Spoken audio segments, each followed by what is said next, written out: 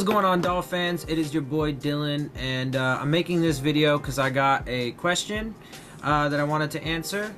Pretty easy question, actually. And also there was a comment left on one of my videos that I wanted to address. So first of all, the question comes from Funky Monkeys. He asked me, what state do I live in? So for those of you who don't know, I live in Southern California. I am a California Dolphins fan. I was born in upstate New York, though. I grew up mostly in Virginia, so it's kind of funny that I'm a Dolphins fan because I've been to Florida plenty of times, but I'm not from there or anything like that. But my best friend growing up, one of my best friends growing up, got me into the Dolphins back when I first started, like watching football when I was like 10 to 12-ish, somewhere in there. And so, he got me interested in them, and I've been a Dolphins fan ever since. So anyway, hope that answers your question. I mean, I know it does. At least you gotta, believe me. I guess you don't really have a choice in the matter. But I do live in Southern California. So there you go, to answer that question. Next, though, the comment comes from the Raging Dolphins Maniac. And he mentions that Mike Francesca, who is apparently a New York Jets podcaster, reported that Gase was not going to be fired and he forced his way out. And then he gave me the link to his video on YouTube, or his which is his podcast, and which I really appreciate. Because as I've told you guys, I like having these conversations with you. When you give me these things, I'm happy to check them out. And so I did. It was about an 18-minute-ish, podcast or whatever, that he gave his opinions and so on and so forth. And so I listened to the whole thing, and I wanted to break it down for you, so that way you can get my perspective on the things that he said. And I will actually post the link as well into the description box of this video, so that way you guys can check out the things that he said as well. And then, of course, make sure that you guys interact with me after this video, and tell me what you think. Tell me if you think that I'm accurate in my assessment and analysis of what he said, and so on and so forth, or if you think I'm crazy. It's cool with me. I don't have a problem with it. So let me go ahead and get into this analysis. Like I said, I listened to his podcast, and overall, to me, it just sounded like speculation, conjecture, and mostly just opinions. He had mentioned having talked to people inside the organization or whatever, but didn't really offer any examples other than basically, saying that they exist, that he had talked to people. So he didn't, mention anybody. He didn't, give any references. He didn't even really give too much about what these people supposedly said. He kind of just was like, he did a little bit, but it was mostly just, that he had talked to people, and they, that it was just speculation, like I said. He said that Gase, that people had, one of the things that he did say that people had said is that Gase could be kind of a quote-unquote jerk. My response to that is, from, all the public reports that I've seen directly from, like, players and coaches, everyone loved him. So, for me, until there's, like, direct examples from, the people that are the closest, it's kind of, that counteract that information and that data. It's kind of, I'm kind of skeptical on that argument. Like, you gotta provide me evidence and proof, and like I said, from everything that I've seen, there have been no public declarations from anyone at any time from the beginning of his tenure till now, disavowing him or whatever, and like I said, I've reported Kenny Stills, after those reports, came out and defended him, was like, no, that's just completely not true. Albert Wilson was defending him. So anyway. And then also, I want to make it clear that for me, part of how I determine a source's credibility is, how directly how direct, their information is. So if it's stuff about Gase, I'm gonna take the opinions and the word of, the players and the coaches and the people that worked directly with him more than other people, right? And then, the local media that actually does get to interact with them, like Adam Beasley and Armando Salguero, I disagree with them from time to time. I disagree with Omar Kelly a lot. And even though he does have access, but obviously there's a range of opinions and so on and so forth that do have access. But, I trust them over, like, let's say national media who, report on like the entire NFL, don't really do all their homework on the Dolphins and just, speak from conjecture and stuff like that. So yeah, also, just to point out, both Bill Belichick and Don Shula have been evaluated in the past or, said to be aggressive or abrasive in their approach. So one thing I would say is why is it okay for them but not Gase to be, fiery and passionate and, want to do things his way? That was part of, the deal when he was brought into Miami. That's why he was given control over the 53-man roster, the final say. So why is it not cool for Gase, right? Furthermore, a difference between those two and Gase is that Gase is more of a balanced coach, and sought to relate to his players instead of dominating over them all the time. He did, however, show he was willing to make tough and unpopular decisions for the betterment of the team, even if it means he might catch heat, which he did catch heat. But, a lot of those decisions were, from my analysis, proven to be good choices for various different reasons. And we can get into that, Ndamukong Suh and Jarvis Landry and blah, blah, blah. We can get into all the different things, all the specific examples, but that's, kind of deviating a little bit from, these points. So I'll leave that for another conversation. But from my evaluation, he made pretty sound choices there. Let's see. He also said he had an ego, quote unquote ego, and needs to quote unquote mature.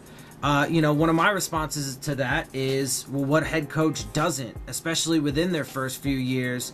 But to be fair, he did mention that some of, Gase's so-called puzzling decisions, are expected from a young coach. And of course they are, because he is learning, he has to have time to develop and grow, figure things out, not to mention all of the adversity and the things that Gase had to endure, particularly in year 2 and year 3, right? So you got to adjust on the fly. You got to figure out how to deal with all that stuff as a head coach, right? So it takes time.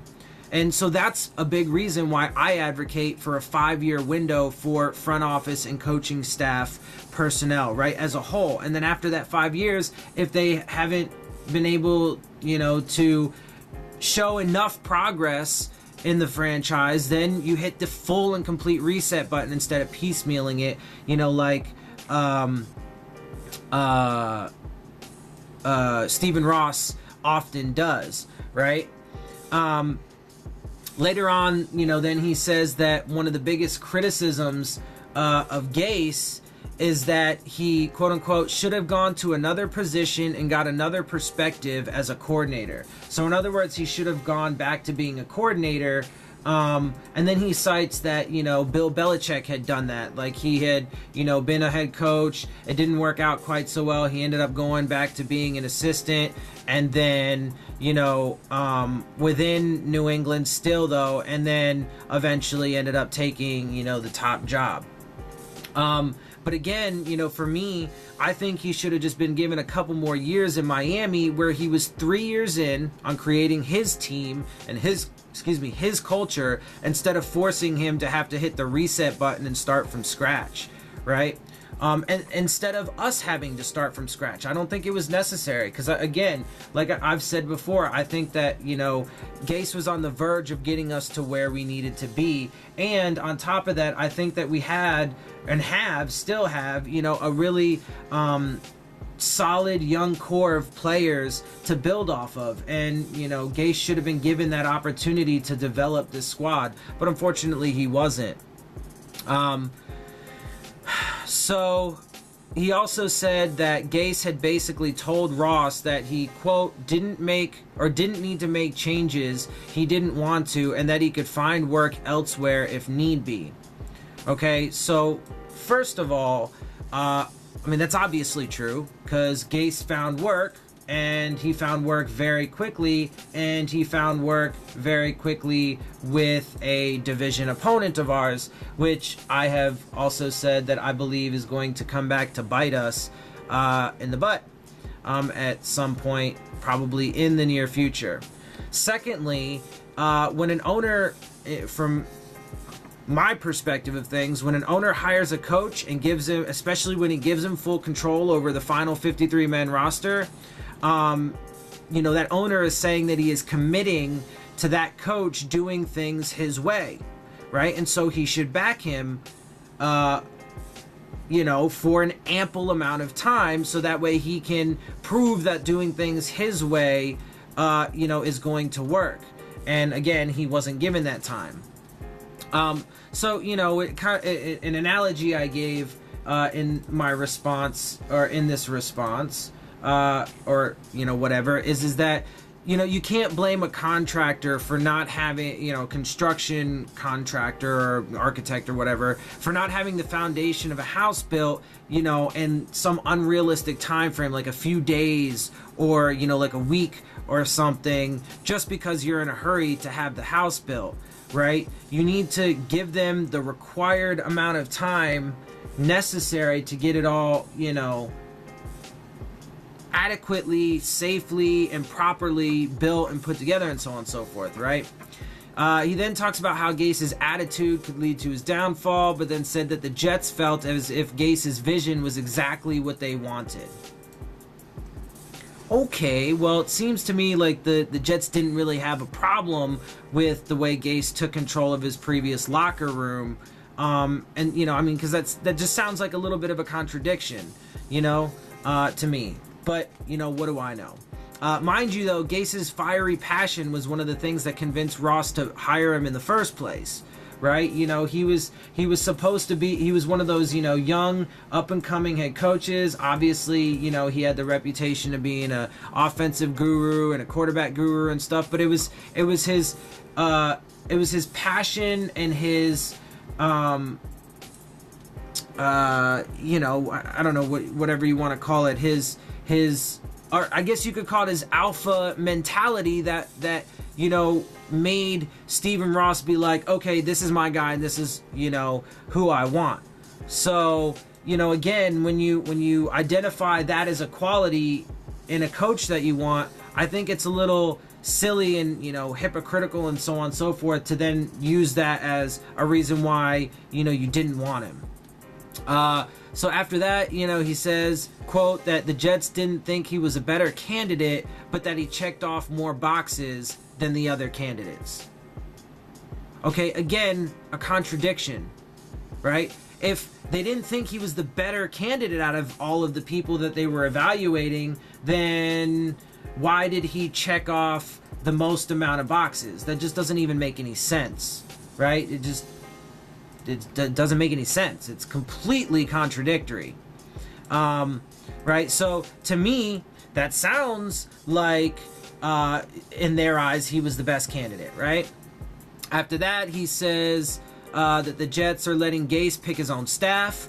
So, it seems to me, again, like the Jets weren't too worried about, things like the rumors that are circulating around that Gase was at odds, with people in the organization or his own coaching staff, right? So, again, people often say, all this stuff. They'll say, this person said this or whatever, or whatever, excuse me. But oftentimes it really is just speculation, and it's not really rooted in reality or fact. And then that's proven by the fact that there are constantly contradictions that follow. Let's see. Not to mention, though, that the Jets are cool with bringing Dowell Loggins over as his offensive coordinator when, him and Gase and Loggins both, caught tons of heat for having such a, terrible offense while he was in Miami. But again, all those people who say and cite that Gase's offense did terribly in Miami don't take into account the fact that he didn't have an offensive line that was opening up running lanes or providing his quarterback time in the pocket to throw the ball. He did give Gase credit, though, for having a winning record within the division over his 3 years. He cited that Gase was 5-1 against the Jets, 3-3 against the Bills, and 2-4 against the Pats. That's a 10-8 overall record. To me, especially within the first 3 years of your time as a head coach, when you're learning, having to deal with all this adversity, when you have the Patriots in your division, and then when you have two other teams that historically play you tough and who have historically had good defenses, I'd say that's pretty good considering all the factors. He also acknowledged that Gase was exceptional in close games. I would like to expand upon that by saying that him and Tannehill were exceptional in close games, but of course they don't get credit for that. They only get criticism for the bad things that happened. He said that it's silly Gase gets any credit for what he accomplished with Peyton Manning just because Peyton Manning is Peyton Manning, which I think that's silly. Because let's remember that Gase was his offensive coordinator during his record-setting year when he was clearly in decline as a player. And then, of course, that also doesn't, put things into full context, because then it ignores, the good things that he did do with, like, let's say, Tim Tebow and Brock Osweiler and, other people, and even Peyton Manning earlier in his career when he was with the Colts and stuff. Right? They ignore the fact that Tannehill had some of his best numbers and production, particularly in 2016, and he would have, been even better this past season if, the team wasn't ravaged by injuries, and then, all of a sudden his offensive line's not giving him time to throw, and he's getting sacked more and more, and, he starts losing weapons on the outside, and, his defense starts getting, hurt, and so they can't stop anybody, right? I mean, people just constantly ignore important factors when going into these evaluations. Ironically enough, though, he mentions that Manning highly endorsed Gase, which we all know and has been super public, right? And it's funny because I wonder why. I wonder why that is, right? Whatever. But again, what do I know? Let's see. He mentioned how he really liked, later on, he had mentioned that how he really liked how Vic Fangio had said to someone that he wasn't going to bother explaining his defense to them because they wouldn't understand. But remember, earlier in his podcast, he said that Gase's similar attitude could be his downfall.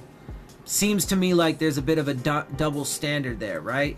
So again, that's one of the things that frustrates me is if you're gonna criticize somebody for something, right, you got to be fair and you got to criticize other people as well.